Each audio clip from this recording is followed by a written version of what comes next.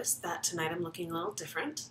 That's because tonight it's only 9:30, whereas last night it was 2:45 in the morning. If you're wondering why the time difference, the short answer is I have a baby. The long answer is right now she's much more likely to wake up. So I apologize in advance if this video ends up being even more cut together than last night's video. But hopefully it'll be a little bit faster talking and a slightly more alert me. So I'll do my best. Last night, I basically went over what was coming up, how this is going to work, what Local Girl Goes Local is, kind of, etc. There's more of that information in the article coming out on the 5th, and of course there's going to be plenty of references to how everything's working as we go. But if you have any particular questions, be sure to hop onto the Tumblr and ask me them. I am accepting questions and I will answer them in the vlogs or in writing, so take advantage of that. The other thing you should know about is I can be tweeted at. If you tweet at EdibleBajaAZ and then you give the hashtag localgirlgoeslocal, I'll be watching out for those. I will also be sharing things on Instagram, also with the hashtag localgirlgoeslocal under the EdibleBajaAZ account. And other than that, I'm going to be posting a blog tomorrow. Will be the first blog of the series, so you're going to get to check that out as well. If you're not already following me on Tumblr, you probably want to get on that. And you can follow here on YouTube on the Edible channel if you want. That's where all the videos will be. But if you don't follow the Tumblr, you're going to miss all the cool extra associated stuff. So, what should we talk about today? First, there was an article that I posted to the Tumblr earlier today talking about how buying organic at the supermarket was basically not worth your time because there's a huge markup. A lot of the organic comes from large farms and you're not really gaining that much nutritional value. Now, I can still see a benefit from buying organic because you're helping to make sure that the farm workers aren't exposed to as many pesticides. But then again, as the article was pointing out, there's also a lot of pesticides that are considered organic and yet are really not necessarily that safe. So you're not necessarily avoiding those by shopping organic, especially, again, with the big producers. They have a few other good points. I definitely recommend reading the article. So again, hop to the Tumblr, check it out. Let's see. But that brought up the idea that one of the reasons, right, for doing this shopping local thing is to try to get more in touch with my local food producers, my small food producers, because I do buy organic. I'm totally one of those people. I'm like, I don't care, I'll pay the extra money, I want the organic. But if I can get it from someone who's actually using good environmental practices and I'm supporting a small business, a family business, as opposed to a giant mega farm, I would feel much better about that. So that's something to get excited about. So I'm using that to help pump me up for the next few weeks. I wrote down some questions, which is why I keep looking down. I have them down below me. But I wanted to make sure that we had a bit more structure for this blog to keep us moving. So questions I have. I don't have the answers for these yet. I'm just making it up as I go. Is eating local more expensive? Maybe? I've always thought it would be. That's kind of one of my assumptions, that trying to eat local is going to cost me even more than going to the supermarket. So it'll be interesting to see. I've been saving my grocery receipts, and as soon as I do a local food shopping trip, I'm going to do a comparison. So you guys will get to check that out.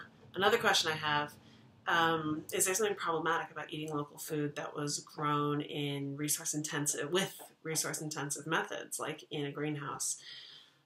I can definitely see an argument for that being problematic. That might be because my desk sits next to Megan Kimball's, but she's going to probably have some things to say about that next week during my expert week. But at the moment, my gut says yes. But then at the same time, I'm thinking, well, if you compare a resource-intensive method of growing something locally nearby versus trucking it in, really, it probably is going to be an answer like, if you want to be as green as possible, you're going to not want to eat that thing unless you live in a region where it grows easily and normally. So I think one of the things that I'm going to be interested in is finding out if there's, like, what the most responsible way is for eating something that isn't growing naturally in your region.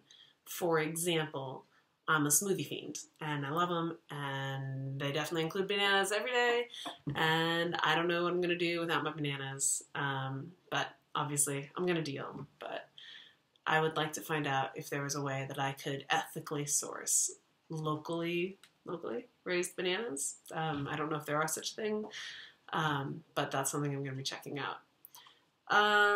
Does it take more time to shop for local stuff? I feel like it would, because you're going to a farmer's market. But then again, if I'm honest, I mean, if I go to the grocery store, it's not like it's an in and out trip. That's like half an hour to 45 minutes of wandering around a grocery store. It's gotten more exciting since having a minion that comes with me. Having a baby in a grocery store just makes, I mean, actually she loves the grocery store, so it's not that it's a problem, but it definitely means like there's another person you have to pack in and out of the car. It's definitely not as easy as just like throw in your purse and go in the store. Another question that was brought up to me by a friend when I was telling him about this project is, what am I going to do about spices? I know about salt. I can get salt from the Sea of Cortez, salt de mer. So I think that was what it's called. Anyway, I know I can get it. I need to order it. You can buy it on Amazon. I'll post the link. But other than that, I mean, basically we ended up laughing and being like, you're going to eat a lot of peppers. And maybe I will just eat a lot of peppers, or a lot of chilies. But beyond that, I'm going to be really interested to find out like what other spices are an option that are grown locally. And I think that's also going to make it really hard if I want to, as one of my stated goals, I'm going to try to go eat out like an entirely locally sourced meal. And I really wonder if I'm going to be able to find any place that uses like everything locally sourced. Like there might be like our meat's locally sourced, our bread's locally sourced, whatever. But, and of course our produce. But I doubt very seriously that they're going to be like, yeah, no, we totally got, our cinnamon was locally sourced. They don't think we grow cinnamon here. So I'm going to need to find out about that. My final question, this one is definitely a question for the experts. So anything I say about this is pretty much just me talking off the top of my head. Why should people try to eat local? Why should I try to eat local? Why am I trying to eat local? So I volunteered for this project, not because partially because I have a crazy desire to do way too many things, but also because I try to shop local generally. Like I try to buy my retail from small local places. I try to support my small businesses and my local restaurants and all of that. And so it kind of just seems like the next step because farmers are business people too. So to support my local farmers and ranchers would be an obvious choice if I'm interested in supporting local business. So that's my main reason. And I've heard, that you have the nutrients loss if you get your food from the supermarket, if it's trucked in from far away, your nutrients in your food are going down. And then there's a concern about the carbon emissions that you're getting from trucking your food all over the place, especially if it's in a refrigerated truck. So those are all thoughts. So that's what I think. I'll be interested to hear what other people have to say. If you have any ideas or answers to any of these questions, please post them as comments or tweet them at me. Again, just tweet at EdibleBajaAZ and use the hashtag localgirlgoeslocal so I can track you down. I do have some news, too. I started finding out some things. This is Naive Week, so that's why I don't have a whole host of expert resources yet. This is just me finding out what I can on my own. I found a source for eggs, which is super exciting. My friend Mitchell has started growing some eggs. My friend Mitchell has started keeping hens, and he said that he could hook me up. So I'm going to buy some eggs from him. So note to people who are interested in eating more local, there are so many people keeping chickens in Arizona, and I live here in Tucson. There's so many people keeping chickens here in Tucson. So definitely scout around for that, apparently. That's a great source. The other cool thing is I may have found an answer to my bread concern. May. I saw that Sunazona Family Farms, which are the people that do the farm box that I'm going to try out for a week, they bake bread. So I have to find out if the bread is made from all locally sourced ingredients. And if it is, then score! I have someone that can make bread. And if not, I'm still stuck back at the square one of the 2 a.m. bread baking. But on the bright side, I mean, I guess I could do bread baking and make a vlog at the same time. So that's an option. Other than that, I think the only other thing that I have to remark on today is it is crazy getting a project like this started. I hope you're enjoying the intro to the thing, featuring music from Ronstadt Generations, a local band. And it took way more time than I want to talk about to put that together, but I'm pretty pleased with how it turned out.